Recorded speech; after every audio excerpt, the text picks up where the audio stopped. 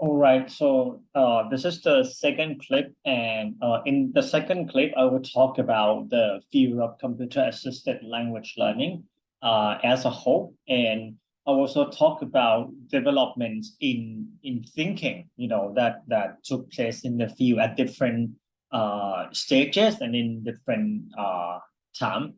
So in this clip, I will talk about some brief in introduction to computer-assisted language learning. I talk about new educational technologies, and I will talk about, like some really important periods, okay, in the development of core as a field, which took place between 1950s and the 1980s. And one thing that we can perhaps draw the line is the development of computer-assisted language learning before internet and after internet have come into being, right? And I will also talk about the effects that each development actually had on both teachers and students.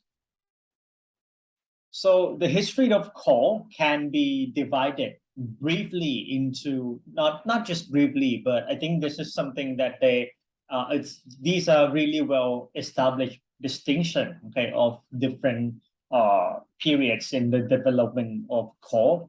So the first part is called behavioristic core, and that took place between 1950s to the 1980s. The second thing is called communicative or cognitive core, and that took place in 1980s to 1990s. The last phase, which is the phase that we are still in right now, there are so many names. The first one is integrative core, or so some of them, some people call it socio-cognitive core. Some people call it socio-constructive core. And that started from 1990s to present, right? So I will talk about each period in turn, and then I will wrap up with some of the current state of the field of core that we are in right now. So let's start from behavioristic core. Yes, and it started from 1950s to 1980s. And as the name suggests, you can relate behavioristic core to the learning theory of behaviorism, right? So they believe that people can learn by just looking at the example, and they would just imitate, and they would just eventually learn. And they apply that thinking into language. And in the first phase, right, drill and practice are important in terms of language learning, right? Because they believe that drill and practice supply opportunity for learner to expose themselves to the same materials, and computer can carry out repeated tasks like endlessly. Just student can just sit in front of a computer and then just keep practicing. And depending on this notion, okay, with this belief, some systems were developed. One of them is called Plato, and Plato, like the name of the Greek thinker. And Plato is a computer program that was created in the US in perhaps 1960, right? And the program would include like vocabulary drills, like brief grammar explanation, and then translation tests. Okay, so it's basically, putting the knowledge, okay, in front of the learners and ask the learner to just repeat, okay, the knowledge presented to them, and hoping that the learners would develop and learn, right? And I mean, that's the thinking within the behavioristic core, right? So applying behaviorism with technology. So these are some of the examples, and I think I show some of the pictures, okay, in the class 2 weeks ago. Some of the system that would ask you to, that would provide opportunities for you to listen and repeat after that. On the right hand, I think this one is a sound lab. This one is some audio guide that you can listen and repeat after. This one was actually Plato. So it's just like, it's more like a computer system that you can do exercises and drills and practice with it. Okay, so the keyword within behavioristic core is essentially drill, right? So drill, just like drilling and practicing and mastering the language through repetition and so on. The next phase is called communicative or cognitive core, and that started in 1970s, okay, and persisted to 1990s. So there were some overlaps between behavioristic core and this period of core. So this is called the second phase, right, which is communicative core. And as the name suggests, so it focuses on communication, right? So this approach focuses on using forms, okay, forms of the language, teaches grammar implicitly. So it's not just like this is present simple, this is past simple, right? They are trying to teach grammar indirectly. And the approach would encourage students to generate, their utterances, their speech, and use the target language exclusively. So not using the first language, okay, just learning everything through English. Okay.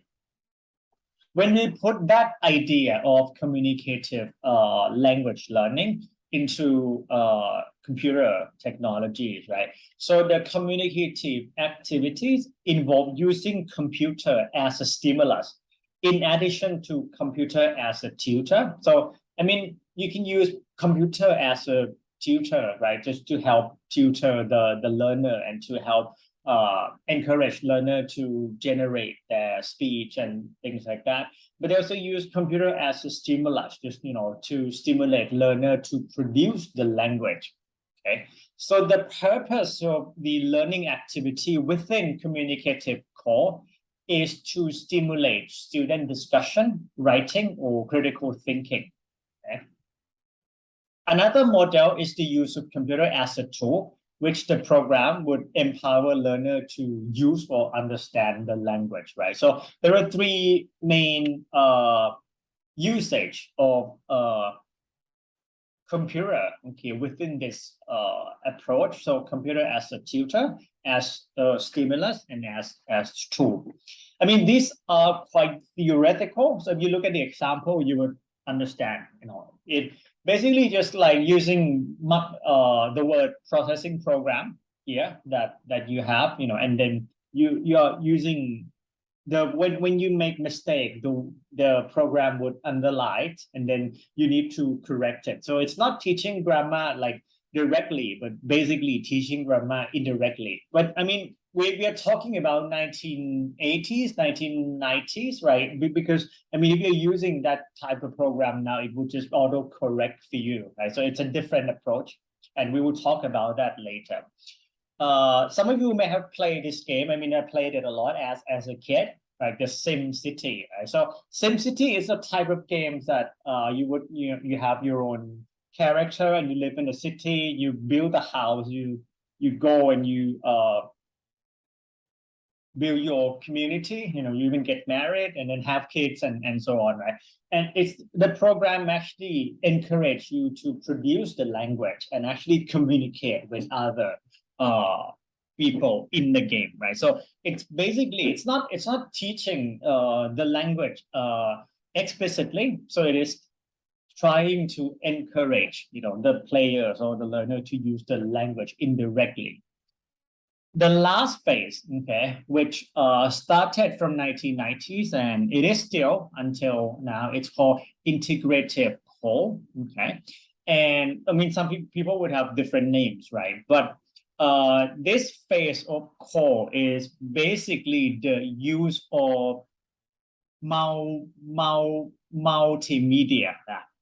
and internet.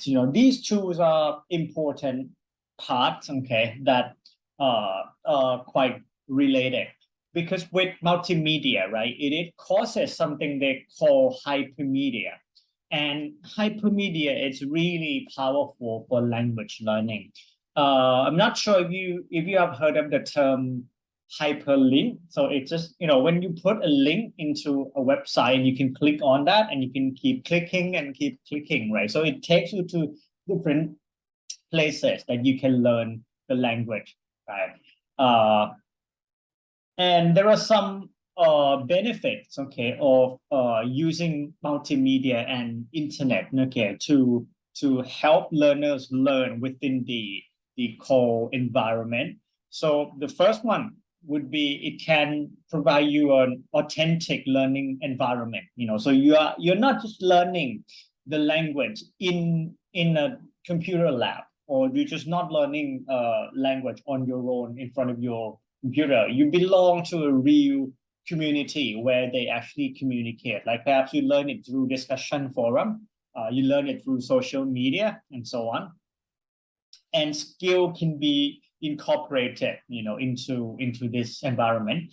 And the last one is students have great control over their learning, right? They have become more self-directed. They can control their learning. They can study at their own pace, right? And also with the internet, coming into existence, language learners can communicate directly, inexpensively through emails, okay, which, something they call asynchronous communication. Okay?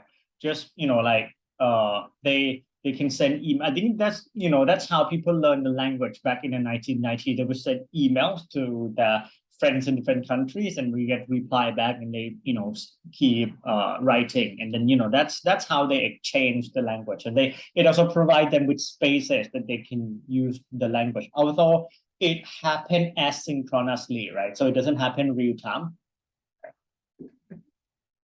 And it's also allow language learners to have synchronous communication with other people, like through chat. Like I think in the 1990s, they have a lot of chatting programs started.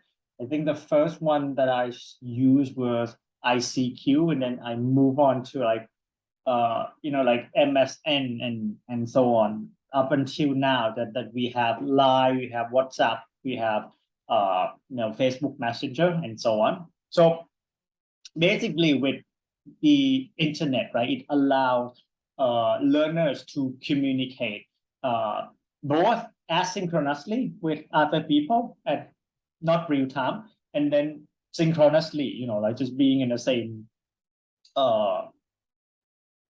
time frame and communicate with other people real time.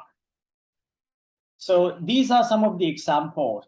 Some of the example of the core materials in this phase is multimedia,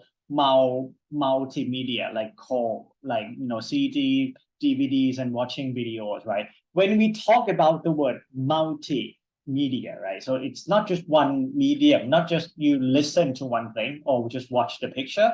It's a combination of several sources of media. We also have something that we call web-based core. Okay, so you are learning through website, like WebQuest, and some static website, just some website that you cannot generate any content. You can only look at the website. I mean, if you look at most of the governmental bodies website, that's basically what we call a static website. And then we have something called Web 2.0. And I mean, when I refer to static website, and it's something they call Web 1.0, so it's just website that you can only have a look. With Web 2.0 or mobile assisted language learning, and not or, and mobile assisted language learning or more. So it's more interactive website, that it's a website that you not only can look at the content of the website, you can also contribute to the content of the website, or you can also exchange comments and ideas. These examples would include, some discussion forum, like in Thailand, we would say Pantip is perhaps one of the first, okay, that became Web 2.0, and then Wikipedia, that you can read it, you can also edit it, you can also contribute something into it, right? And also all the like social media platform that we are using right now, like Facebook, Instagram, and so on, all qualify as Web 2.0. All right.